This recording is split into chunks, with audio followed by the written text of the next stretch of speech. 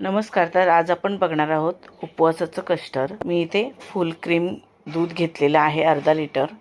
गरम दुधामध्ये केसर भिजत घालून ठेवलेलं होतं, ते घालून घ्यायचं. अर्धा वाटी साखर घातलेली आहे. 2 चमचे साबुदाण्याचं पीठ घेतलं, त्याच्यात दूध घालून घ्यायचं आणि व्यवस्थित मिक्स करून घ्यायचं. हे व्यवस्थित मिक्स केल्यानंतर हे दुधामध्ये घालून घ्यायचं आणि व्यवस्थित मिक्स करून घ्यायचं.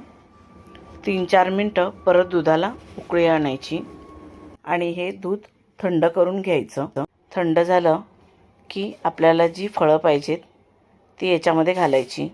खूपच छान असं हे आपलं उपवासाचं फ्रूट कस्टर्ड तयार होतं. हे आपलं कस्टर्ड तयार झालेलं आहे आणि हे आपण उपवासासाठी खाऊ शकतो. या उपवासाच्या कस्टर्डमध्ये कॉर्नफ्लॉवर किंवा कस्टर्ड पावडर घालायची नाही. 2 चमचे साबुदाण्याचं पीठ घालायचं.